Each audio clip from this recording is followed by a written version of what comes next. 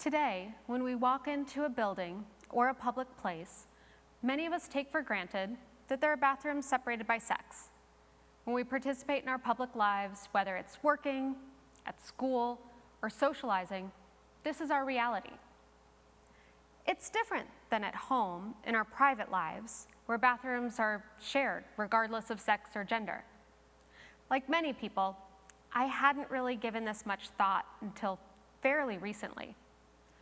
I was pretty oblivious. But this obliviousness is a product of being raised, socialized, and educated in communities whose beliefs, practices, and policies are often rooted in stereotypes.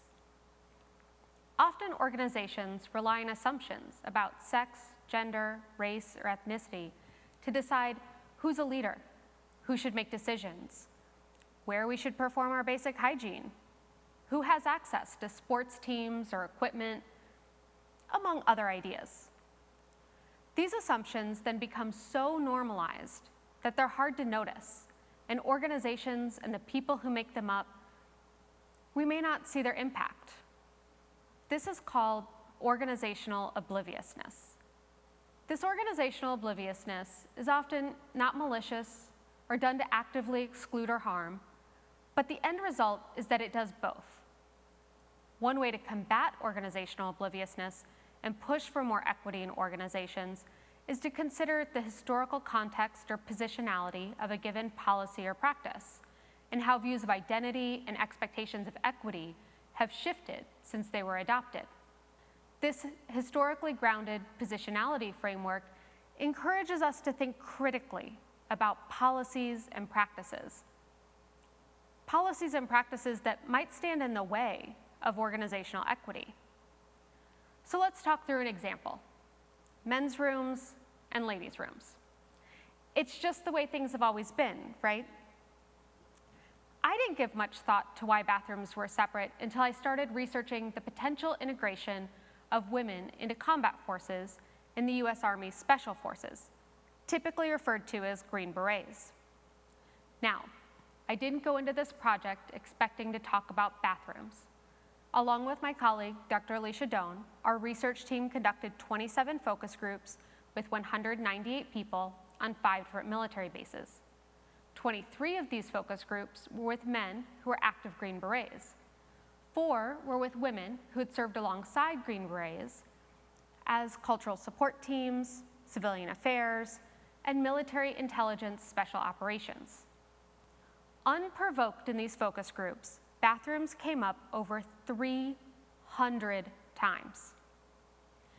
It was typically men who brought up bathrooms. They were concerned about women's privacy and their safety. They were also concerned about women's special hygiene needs.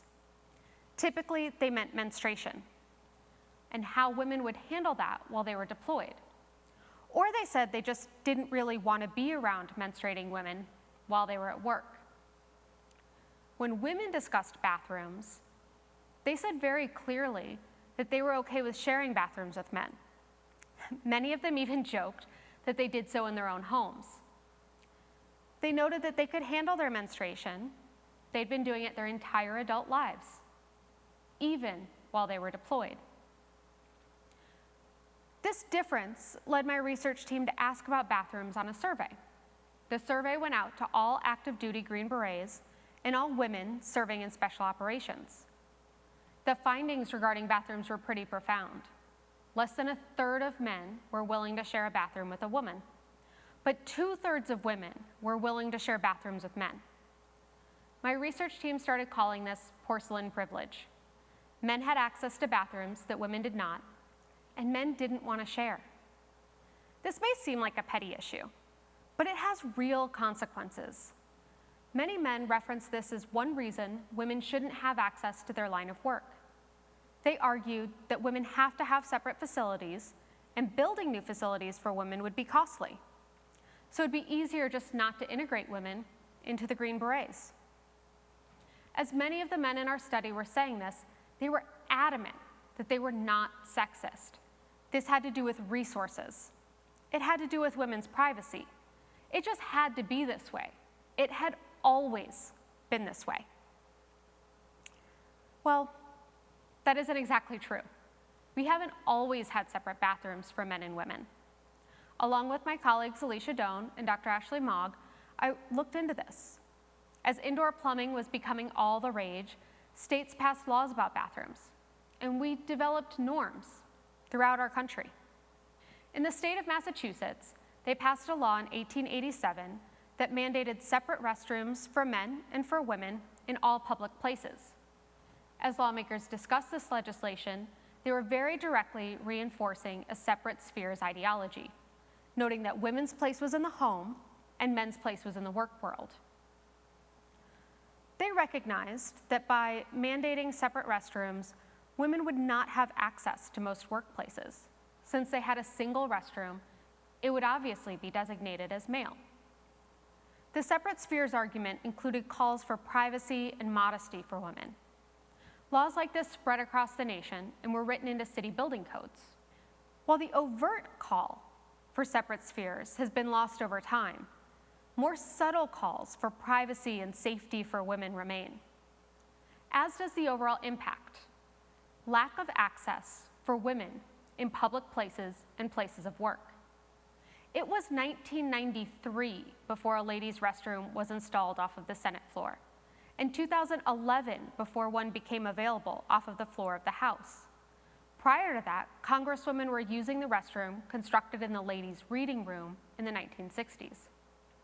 It almost goes without saying, but men always had access to restrooms, right off of the Senate and House chambers. Bathrooms are a stark physical example of how historic policy choices continue to impact equity in the workplace today. But they're not the only example of organizational obliviousness. In the modern workplace, we talk a lot about the objective notion of merit. We want the best, most meritorious candidate for any job. We must judge folks exclusively on their merit to make individual hiring decisions that are fair. We have a lot of assumptions about how we define merit and how we act objectively, but we're often oblivious to where these ideas came from. Again, we haven't always assumed that we needed to be objective or select the most meritorious candidate for each job opening. In the early 20th century, many American cities had a robust patronage system. Big political machines were turning the favor of well-paying local government jobs for votes. Reforms during the Progressive Era pushed back against this corruption. That's not wrong. We don't necessarily want jobs going to people with political connections and no skills. But that narrative leaves out an important part of the story. This was also a time of intense xenophobia.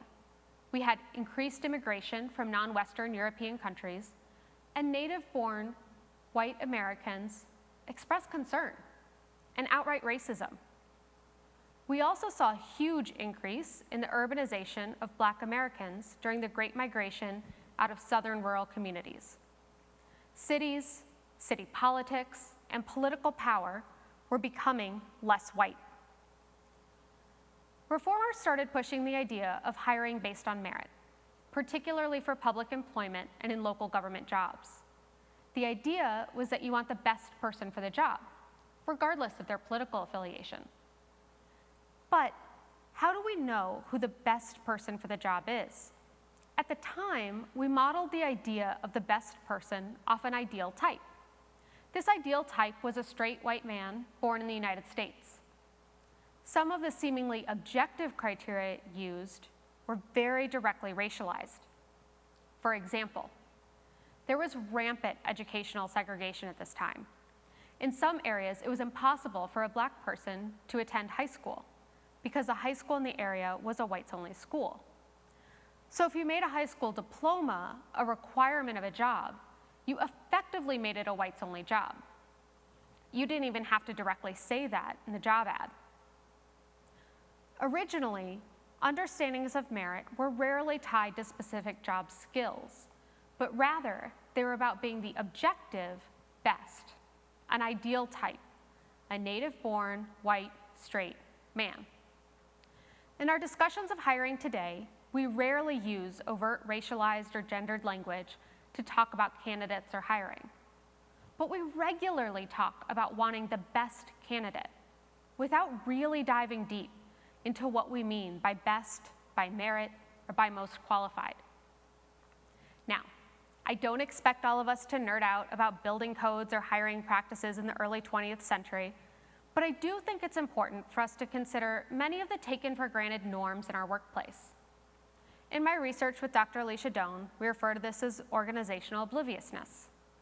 Organizational obliviousness calls attention to the intangible ways that stereotypes influence the everyday practices of individuals within organizations. The power of organizational obliviousness lies in its covert nature. Obliviousness resides at the individual level, where people working within an organization act on stereotypes and confirm them. It becomes reinforced at the cultural level when the culture of an organization or a field comes to adopt certain ways of doing things, certain norms. In turn, these cultural practices are further entrenched at the institutional level by policies. Again, organizational obliviousness is typically neither malicious nor intentional. It operates off of norms and stereotypes built into our society and our culture. Nonetheless, organizational obliviousness operates alongside overt resistance to pushes for equity, which results in establishing and maintaining systemic discrimination and workplace inequity, making reform complicated. Assumptions about bathrooms are written into policy and normalized, even for individuals who don't think their beliefs are sexist.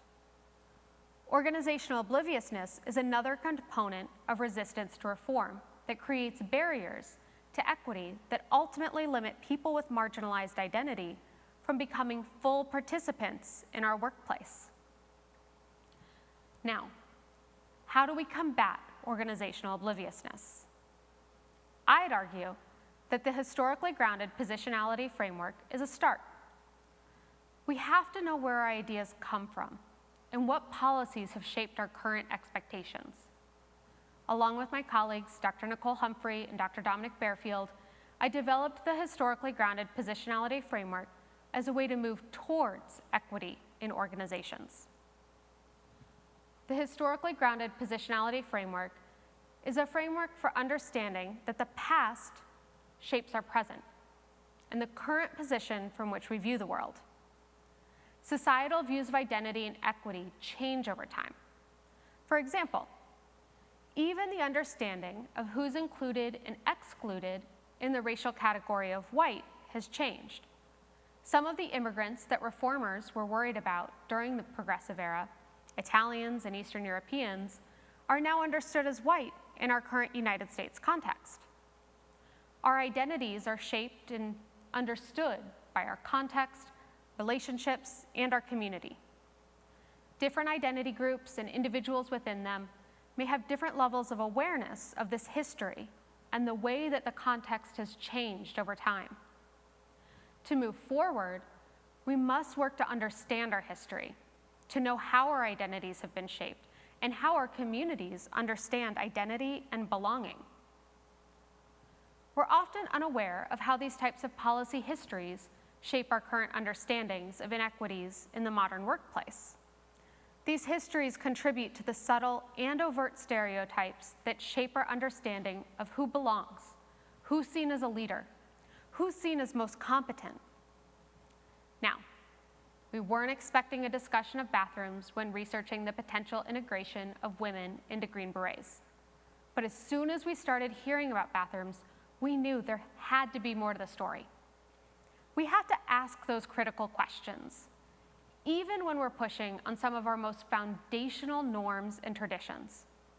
We might uncover complex policy histories designed to reinforce male privilege. We might not, but at the very least, we won't be as oblivious to how organizations can perpetuate inequalities. In order to confront organizational obliviousness at that individual level, we have to call out the use of stereotypes, whether they're being used in everyday discussions or throughout our organization. We can engage in diversity, equity, and inclusion trainings to help us understand conscious and unconscious bias. Leaders in our organizations can shift the culture of the workplace.